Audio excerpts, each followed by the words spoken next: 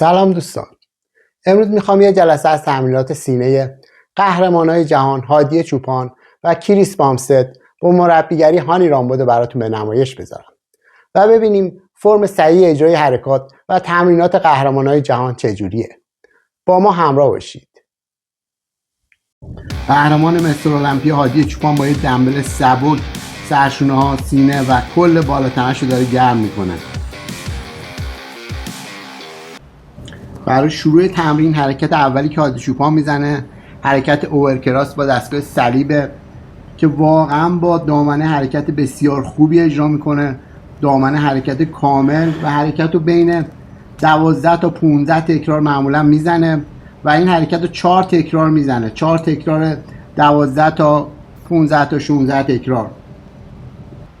و در طول اجرای حرکت هانی رامبود کلا بالا سرشه و فرم صحیح حرکت رو کاملا بهش گوش زد میکنه که چجوری کامل با زاویه کامل بزنه و بهترین نحو اجرای حرکت رو داشته باشه.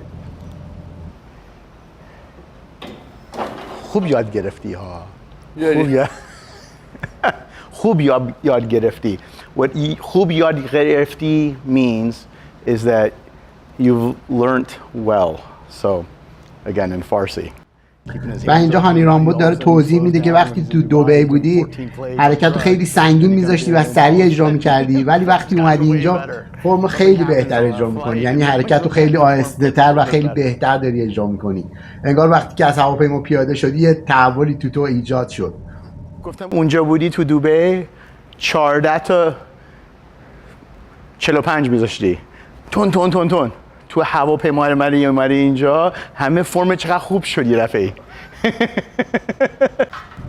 حرکت دومی که هادی چوپان میزنه حرکت بالاسینه با اسمیت و باید دقت کنیم که اون نیمکتی که روش خوابیده زاویهش بین 30 تا 40 درجه است و حرکت رو بین 12 تا 15 تکرار میزنه. 4 ست 12 تا 15 تکراری و تو ست اول وزنه رو سبکتر انتخاب میکنه و هرچی ستا میره جلوتر وزنهای سنگینتری میزنه. و هالتر وقتی که روی سینه میشینه تقریبا روی قسمت وسط سینه پایین میادش، نه قسمت بالا نه قسمت پایین.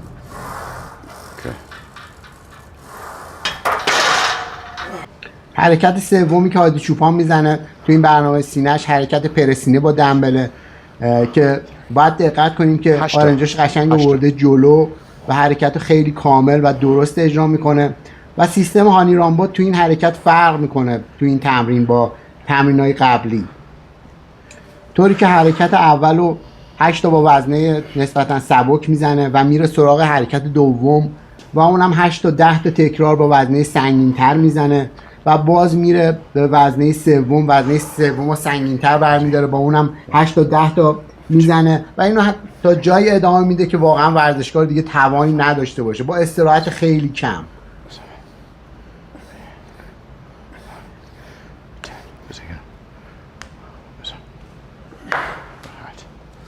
Easy peasy.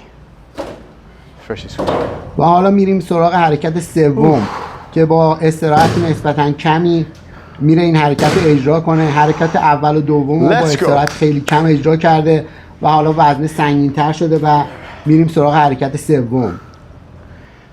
Let's go. و حالا هادی چوپان میره برای حرکت سوم با استراحت کمی که داشته وزنه خیلی سنگین رو انتخاب کرده و بعد اونو تقریبا 8 حرکت بزنه و اگه توان داشته باشه هانی رامبود میره برای حرکت بعدی، ولی بعید میدونم که بتونه این حرکت رو به راحتی بزنه و بتونه بره برای حرکت بعدی. و واقعا هادی چوپان تو این حرکت از تمام توانش استفاده کرد و انرژی چندانی براش باقی نموند. چهارمین تمرینی که هادی چوپان انجام میده حرکت قفسه بالاسینه با دستگاه. باید دقت کنیم که چقدر این حرکت رو با زاویه کامل انجام میده و شیب نیمکت تقریبا رو زاویه 45 درجه هستش و این حرکت رو 4 ست 10 تا 12 تایی انجام میده.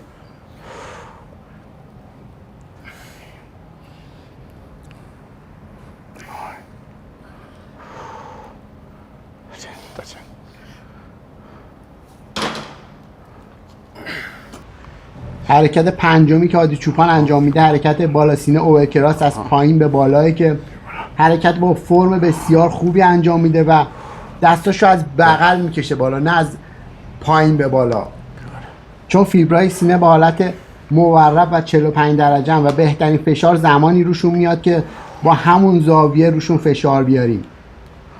و تو این حرکت هادی چوپان دستاشو کاملا از بغل به بالا میاره و اونو حتی یه خورده بالاتر از سینه میاره که بیشترین فشار روی عضله سینه بیاد.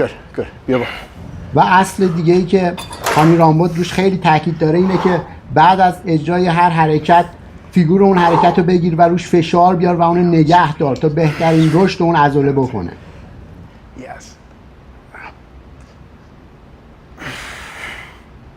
و حالا تمرین سینه قهرمان 6 دوره فیزیک کلاسیک مستر المپیا کریس بامستد که میشه گفت محبوب ترین فیزیک کلاسیک کار جهان با بیشترین فالوور تو اینستاگرام هستش.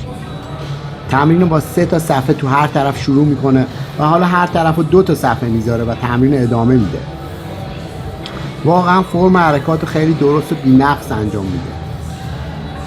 زاویه نیمکت تو حرکت بالا سینه با اسمیت تقریبا 30 تا 45 درجه است.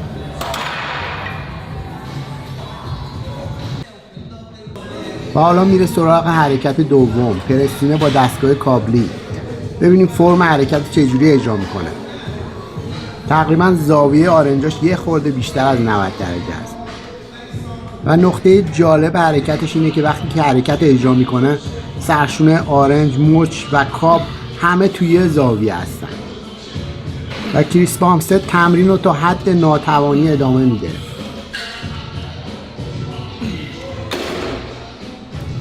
حرکت سوم کریس بامستد بالا سینه با دمبله.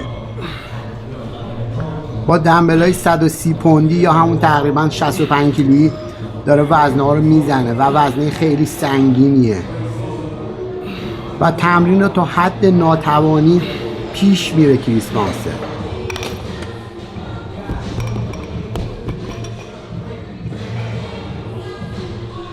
حرکت چهارمی که کریس بامستد برای عضلات سینه میزنه قفس سینه با دستگاهه. ببینید حرکت رو چقدر کامل اجرا میکنه و وقتی که دستاش به هم میرسن یه مکس میکنه و عضلات سینه‌شو منقبض میکنه.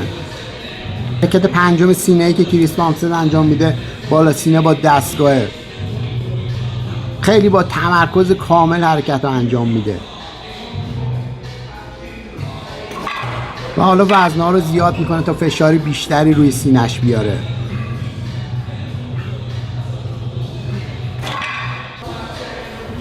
با یه استراحت کم وزنه رو کم میکنه و حالت دراپ ست میره برای اجرای حرکت بعدی.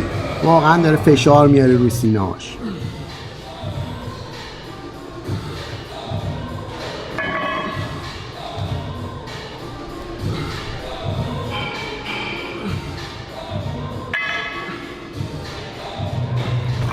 و حالا وزنه ها رو کم میکنه و میره برای دراپ ست بعدی.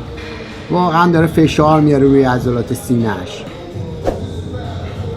دوستان اگه فرم اجرای حرکت این قهرمانای جهان براتون جالب بود لایک و سابسکرایب یادتون نره.